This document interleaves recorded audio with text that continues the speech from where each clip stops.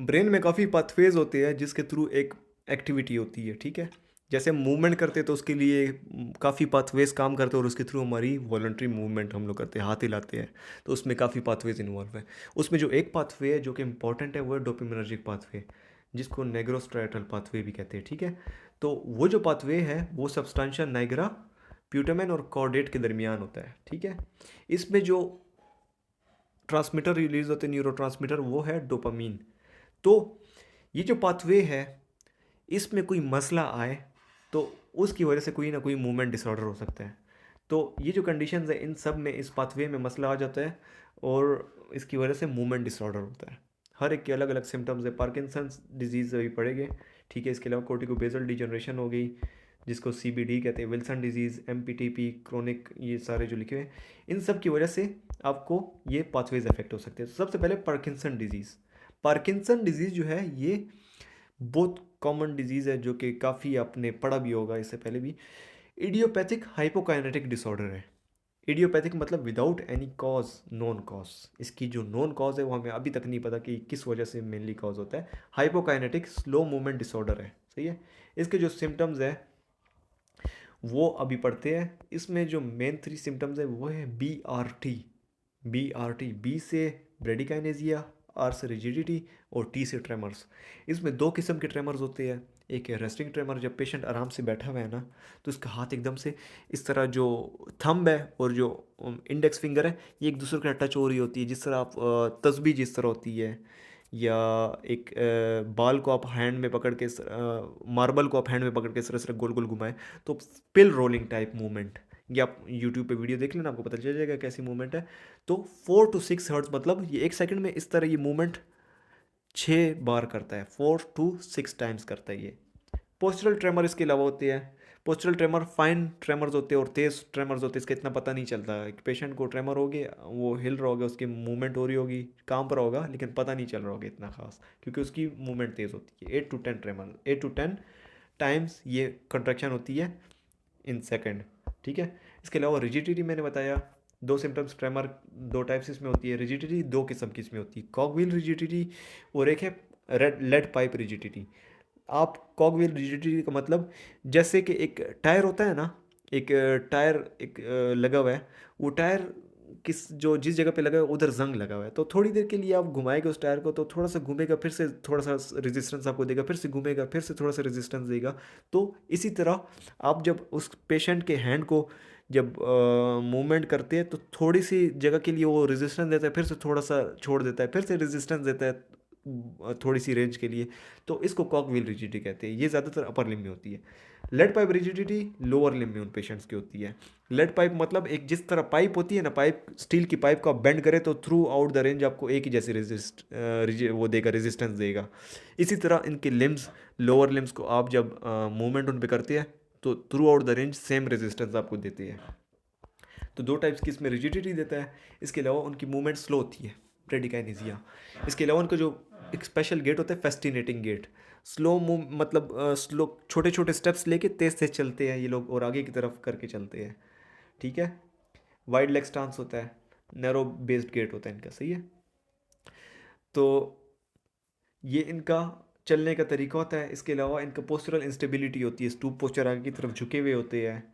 Arm swing इनका side पे, जब चलते हुए हम लोग हाथ हिलाते हैं, बहुत कम हाथ हिलाते हैं, बिल्कुल हिलाते ही नहीं हाथ, एक जगह पे रखो तो चल रहे होते हैं। इनका स्पेसिफिक गेट है, ठीक है। इसके अलावा पार्किंसनियन गेट इसे कहते हैं। इनका जो फेस आप देखें तो फेस इनका सीरियस टाइप होता है, वो नहीं होता, एक्सप्रेशंस नहीं होते, मास्क्ड फेस इसे कहते हैं ज़्यादातर। हाइपोमीमिया, मीमिया मतलब एक्सप्रेशंस बनाना। इनकी जो स्मॉल राइटिंग होती है, माइक्रोग्राफिया, जो राइटिंग करते हैं, ए अगर हम लोग जिस तरह नॉर्मल लिखते हैं बहुत छोटा ए लिखेंगे। इस तरह इनके जो फीचर्स हैं ज़्यादातर पहले यूनिलैटरल होते हैं, फिर बाद में बायलैटरल हो जाते हैं, मतलब पहले एक साइड होता है फिर दोनों साइड इन्वॉल्व हो जाती है। इसके अलावा इसमें जो सब्सटेंशिया नाइग्रा अगर देखा जाए, ब्रेन में अगर देखा जाए, जिस रीजन की डिजनरेशन होती है उधर जो है वो जगह पैलर हो जाती है। उधर जो है पिगमेंटेड न्यूरॉन्स जो होते हैं, जो कि डोपामीन रिलीज करते हैं, उनकी लॉस हो जाती है। इसके अलावा लिवी बॉडीज उधर बन जाती है। लिवी बॉडीज क्या होता है, वो जो उधर जो सेल्स होते हैं उसके अंदर यूसोफिन यूसिनोफिल्स बन जाते आ जाते हैं, तो इसको लिवी बॉडीज कहते हैं, सही हो गया। तो ये हमने पार्किंसन के बारे में पढ़ा। अब इसकी ट्रीटमेंट देखते हैं। ट्रीटमेंट का जो मेन जो दी जाती है वो कार्बिडोपा लेवोडोपा।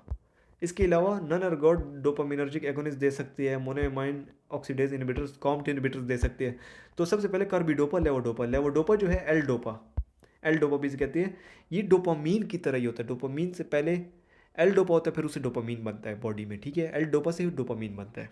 तो लेवोडोपा जब आप देते हैं तो ये बॉडी में ब्रेन में जाने से पहले ही जो है ना, ये लेवोडोपा डोपामीन में कन्वर्ट हो जाता है बॉडी में। डीकार्बोक्सिलेज एक एंजाइम है, डोपा डीकार्बोक्सिलेज, वो एल डोपा को डायरेक्ट डोपामीन में कन्वर्ट कर देता है, जिसकी फिर बॉडी में ब्रेक डाउन हो जाती है।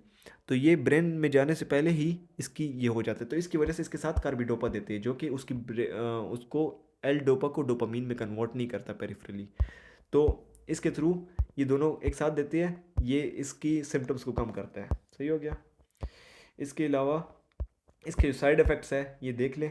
ऑन एंड ऑफ फिनोमिनन भी इसमें होता है। इन्होंने इधर ये गलत बात मुझे गलत लगी, क्योंकि ऑन जब होता है उसमें डोपामीन उस पेशेंट को जब मिल रहा होता है तब तक वो उसके सिम्टम्स नहीं होते, तो उसको ऑन फेस कहते हैं। फिर ऑफ जब उसके डोपामीन ख़त्म हो लगता है बॉडी में तो उसके सिम्टम्स फिर से पार्किंसन के आने शुरू हो जाते हैं, तो उसको ऑफ फेस कहते हैं। और जो ट्रीटमेंट ऑप्शन है वो डोपामिनर्जिक एगोनिस्ट दे सकते हैं। उसमें दो किस्म के डोपामिनर्जिक एगोनिस्ट होते हैं। डोपामिनर्जिक एगोनिस्ट का मतलब डोपामीन की तरह जो काम करे, ठीक है। तो एक नन अर्गोट है और एक अर्गोट डेरिवेटिव है। नन अर्गोट जो है ज़्यादा प्रेफरेबल है, सही है, as compared to ergot. Monoamine oxidase inhibitor ये क्या करता है, ये जो डोपामीन ब्रेन में रिलीज हो रहा है सब्सटेंशिया निग्रा में, मैंने बताया उधर जो पाथवेज है उसमें ये रिलीज हो रहा है न्यूरोट्रांसमीटर डोपामीन, इसकी उधर ही ब्रेक डाउन हो जाती है। वो कौन करता है, मोनोएमाइन ऑक्सीडेज एंजाइम है, मोनोएमाइन ऑक्सीडेज, वो उसे ब्रेक डाउन करता है। तो उसको अगर उसका इनहिबिटर हम लोग दे दें, जैसे कि रेसेजिलिन हो गया, रेसेजिलिन, तो वो एंजाइम काम नहीं करेगा, तो डोपामीन की ब्रेक डाउन नहीं होगी, तो डोपामीन ब्रेन में रहेगा। इसके अलावा कॉम्ट इनहिबिटर्स दे सकती है, जो कि peripheral break down of levodopa करता है। अच्छा, एंटीकोलिनर्जिक्स देखिए, आपका ये जो पाथवे हमने पढ़ा है इसमें दो न्यूरोट्रांसमीटर मिली होते हैं। एक तो डोपामीन है जिसके रिलेटेड हम लोग पढ़े, एक है एसिटाइलकोलिन। इन दोनों का नॉर्मली बैलेंस होता है।